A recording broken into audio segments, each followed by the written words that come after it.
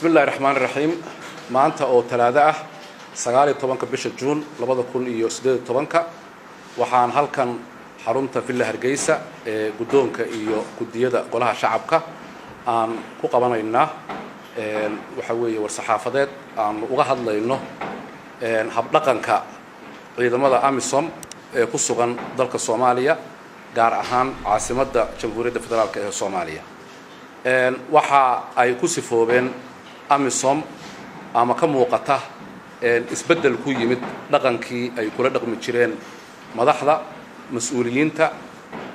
ha ahaato aqalka sare ha ahaato golaha shacabka xildhibaanada iyo senatarada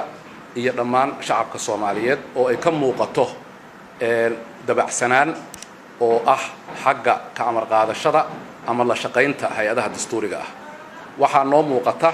in ay gaabis ku jirto wada shaqaynta ay la leeyihiin gudiyada ku shaqada leh difaaca iyo amniga ee golaha shacabka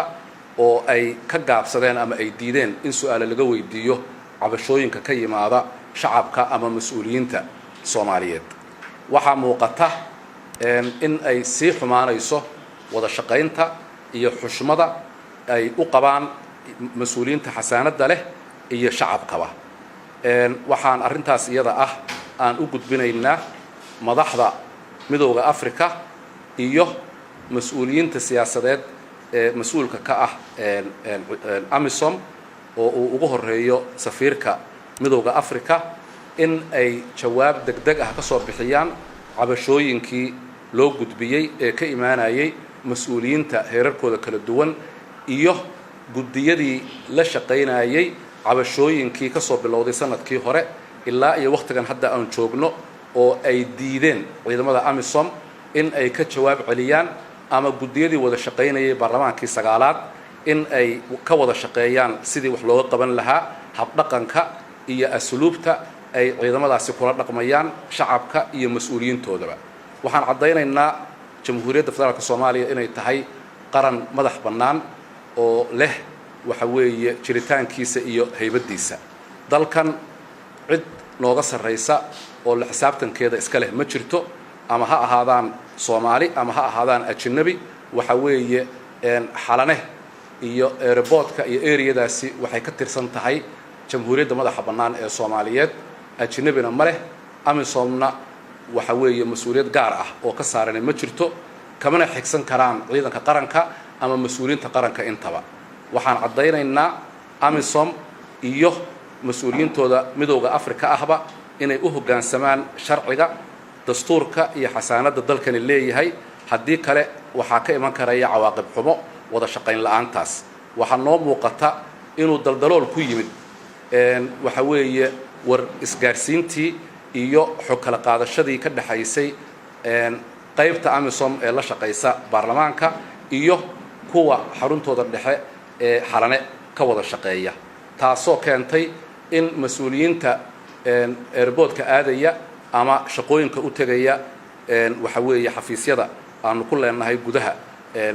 xalane in laga joojiyo oo ay sidii xorta ahaa ee ay ku shaqayn jireen ay ku timid isbedel aad iyo aad u weyn amarkaas meesha uu ka yimid in ay African Unionku midowga Afrika iyo AMISOM ay u cadeeyaan golaha shacabka ayaa si degdeg ah loogu baahan yahay waxaa sidoo kale jawaab celin rasmi ah aanu uga baahannahay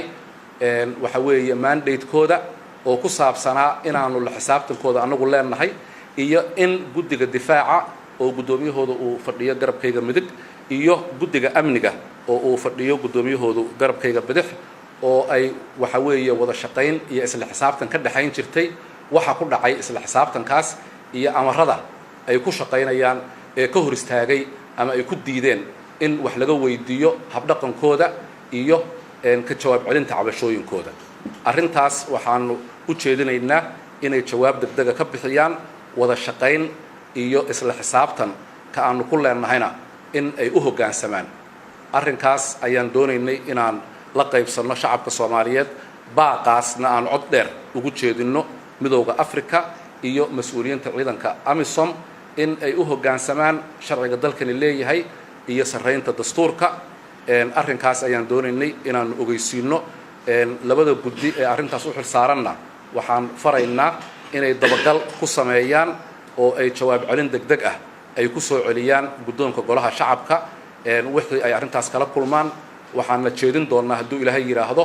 haddii ay wada shaqayn la'aantani ay sii socoto